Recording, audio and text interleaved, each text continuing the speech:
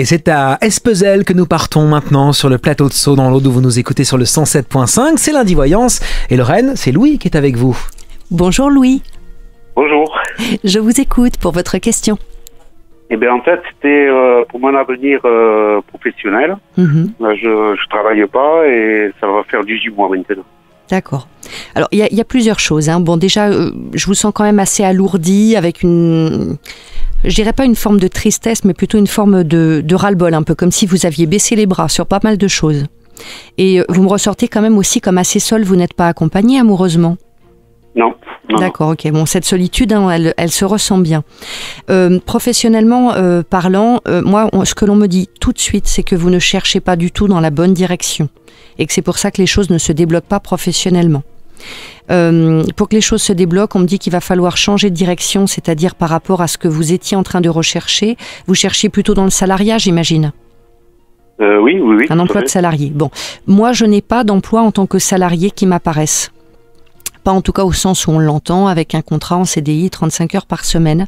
Il s'agirait beaucoup plus pour moi que vous partiez vers une activité indépendante. Alors, soit à votre compte, soit en étant rattaché à une structure, pourquoi pas, associative ou autre, mais beaucoup plus dans un emploi un petit peu d'aide et de service à la personne, type pour exécuter par exemple des menus travaux, faire des travaux de dépannage, de bricolage. Je ne sais pas pourquoi j'ai beaucoup cette notion-là qui revient. Qu'est-ce que vous faisiez avant ?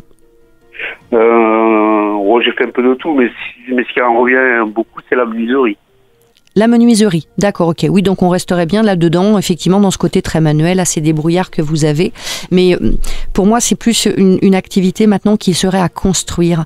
Parce que j'ai l'impression qu'il faut quand même, comment dirais-je, j'ai l'impression qu'il y a quand même des contraintes, aussi bien physiques que...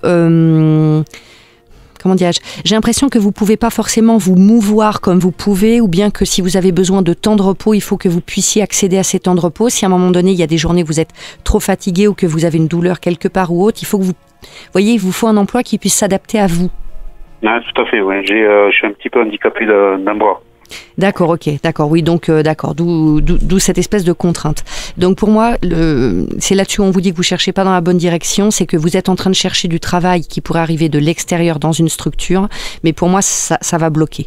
Donc vous relancer dans une activité, c'est très bien, ça va vous remettre un petit peu au contact du monde, surtout que ce côté un petit peu replié sur vous-même que vous avez actuellement, ça correspond pas à votre vraie nature, vous êtes plutôt quelqu'un de très humain, de très ouvert sur le monde à l'origine.